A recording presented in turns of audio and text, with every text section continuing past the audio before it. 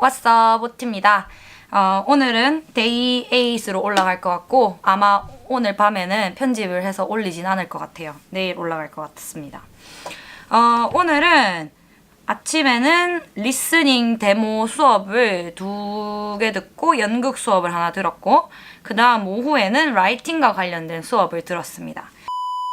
일단 리스닝 데모 수업을 딱 시작할 때 우리 강사 선생님께서 저희에게 아무런 말씀 없이 준비됐니? 하고 바로 그냥 리스닝 오디오 파일을 틀었는데 굉장히 내용이 길었고 뭔가 저희가 백그라운드 놀리지 없이 뭘 들어야 되는지 목적 없이 듣고 하다 보니까 굉장히 문제 풀기도 어려웠고 뭘 메모하라 이런 말도 없었고 디렉션이 클리어하지 않는 상황에서 듣기를 했을 때 아이들이 얼마나 당황하게 되는지 저희도 온몸으로 느끼게 됐습니다.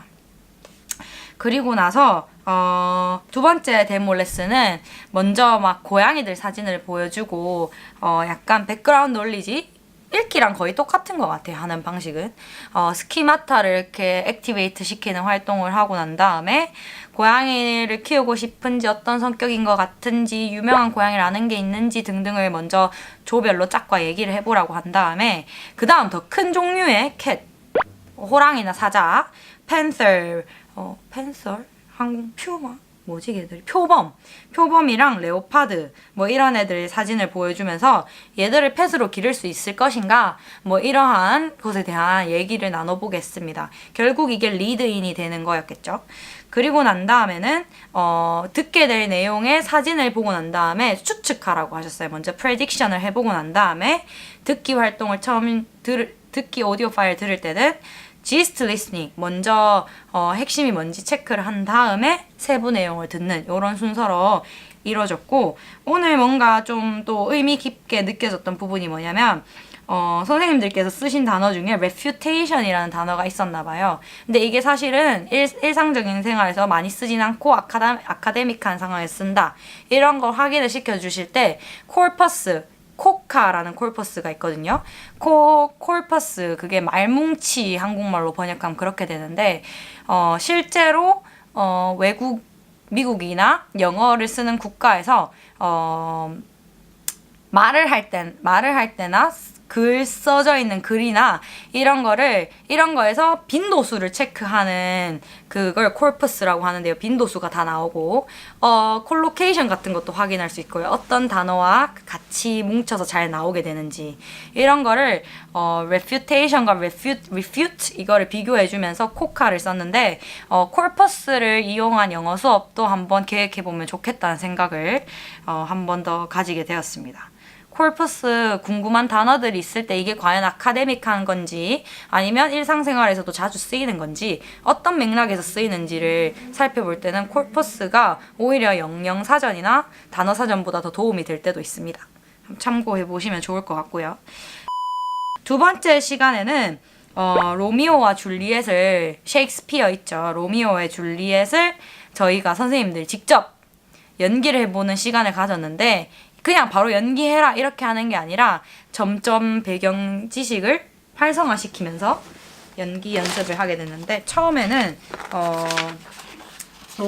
셰익스피어에 대한 간단한 퀴즈를 먼저 풀어봤고요. 그 다음 두 번째는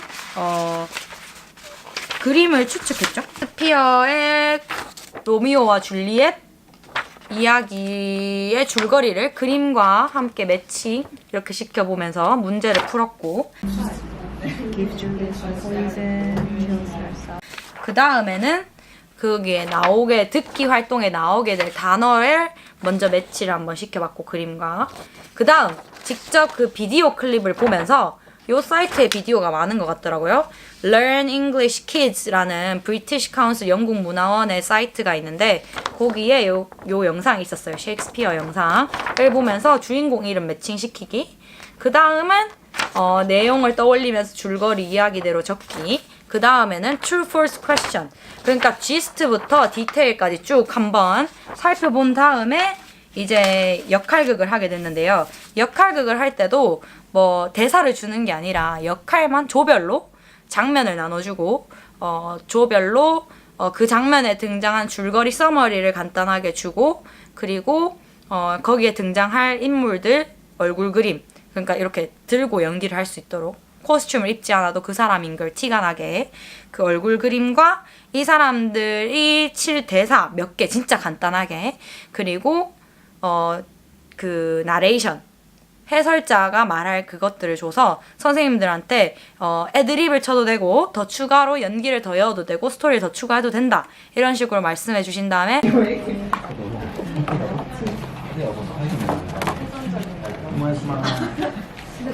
Who is going to be the actor and actress for each part?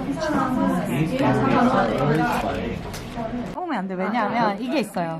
Romeo doesn't get the message. He hears that Juliet is dead 하고 난 다음에 그럼 막 절망해요, 쌤이.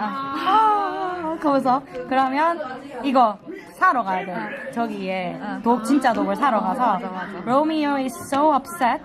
He buys some poison and goes to see Juliet. But here is your knife. You didn't make. 시간을 조금 주고 난 다음에 바로 연기를 했는데 선생님들 연기 정말 잘하시더라고요. 다 연극 선생님 해도 되겠다 싶을 정도로 되게 저는 재밌게 봤어요. 장면 조금, 아주 조금 여기 뒤에 나올 겁니다. We are Cabinet! We are Montague!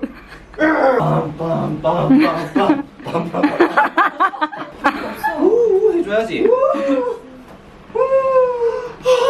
Romeo, why you are Montague?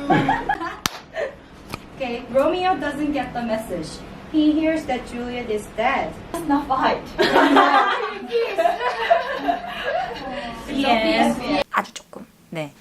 그렇게 해서 연기를 해보니까 결국은 이런 연극 활동도 리스닝과 스피킹을 합해서 융합 수업으로 할 수 있는데 그 과정에는 차근차근 이렇게 아이들에게 준비를 시켜줄 수 있는 스캐폴딩 제공이 정말로 중요하다.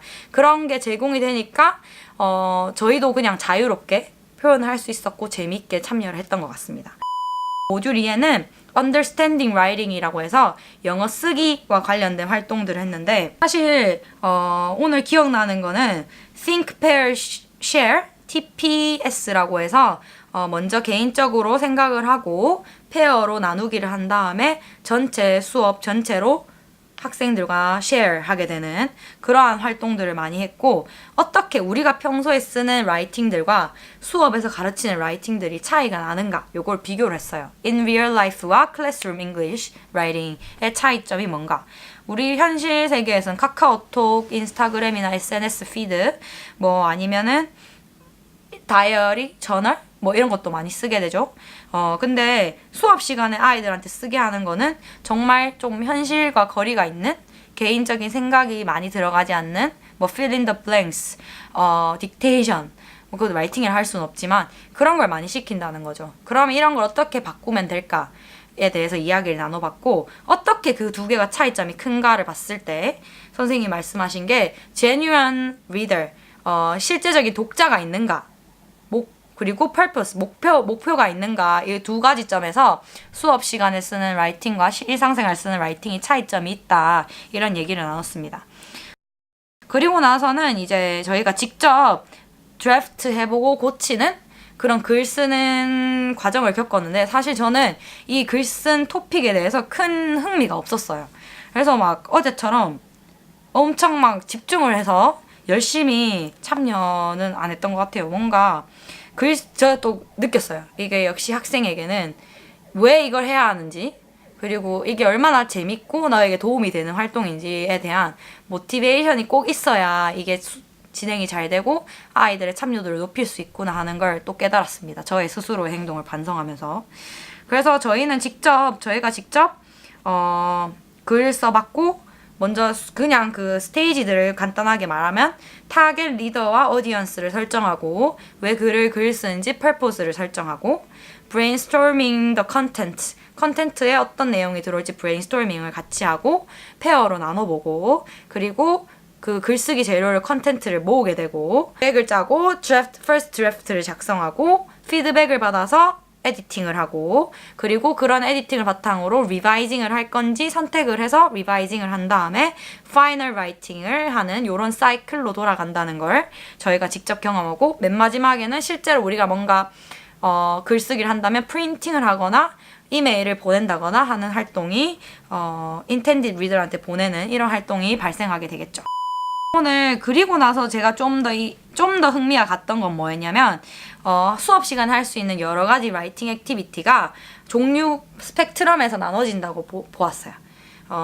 컨트롤, 완전히 선생님들이 딱딱딱 통제해서 하게 하는 활동인지 아니면 아이들의 자유가 많이 들어가는 프리한 활동인지를 스펙트럼에 나눠서 총 8개의 액티비티를 소개받았는데 그 중에서 기억나는 거 몇 개를 인상 깊었던 거 몇 개를 공유하고 이 영상을 마치도록 하겠습니다. 첫 번째는 join the 텍스트인데 이건 저 한 번도 시도해 본 적이 없어요.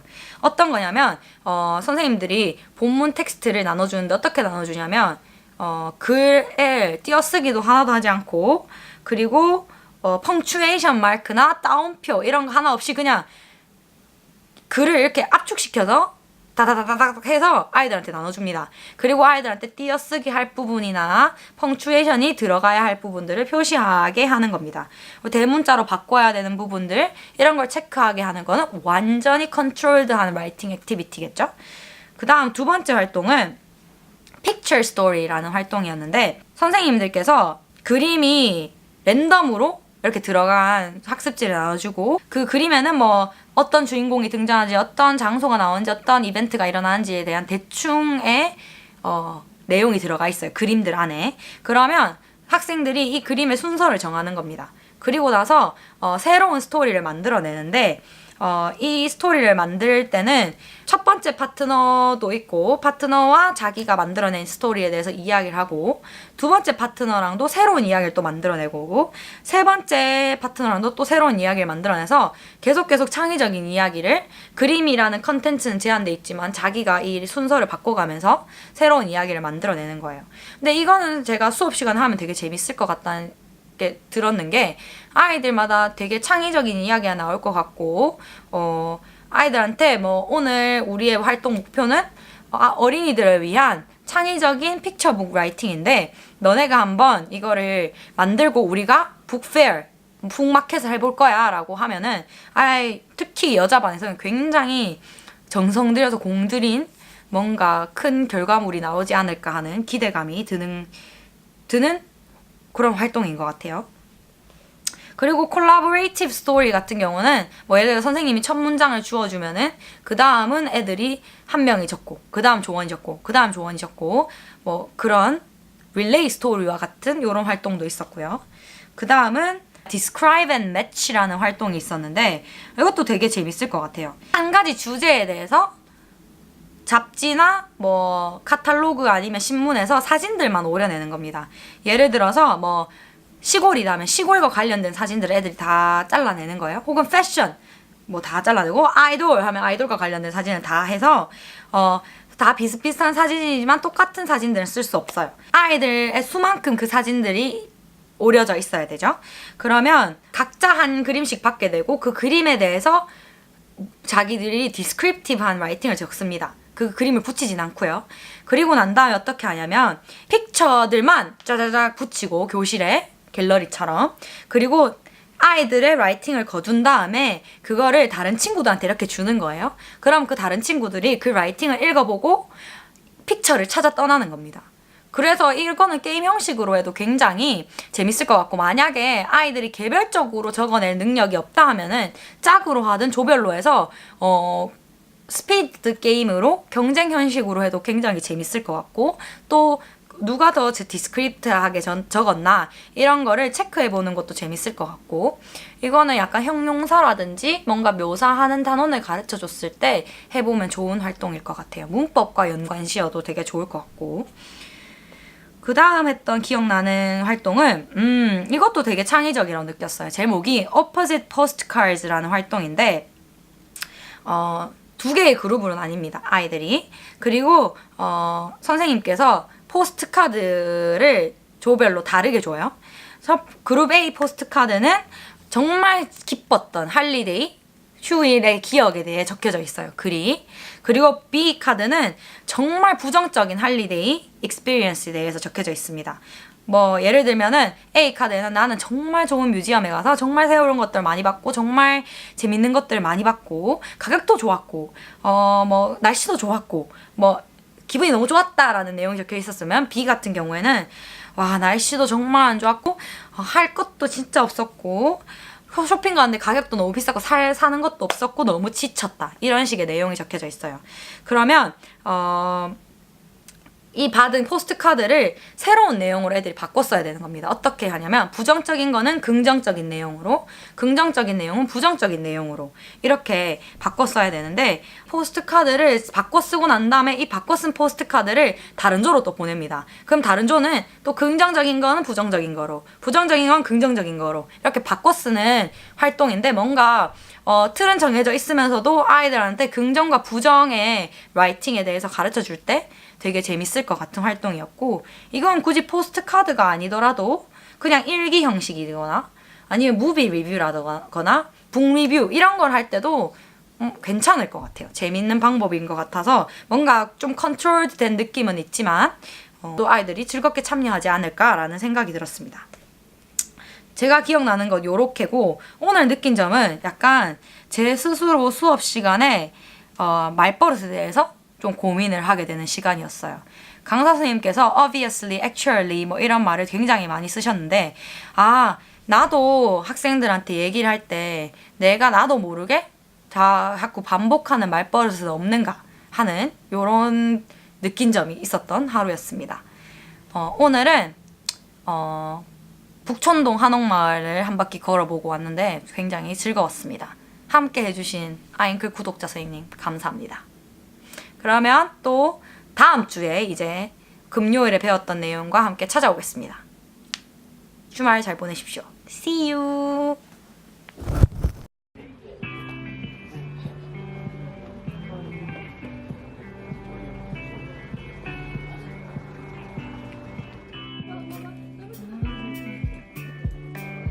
그래, 이게 매너지.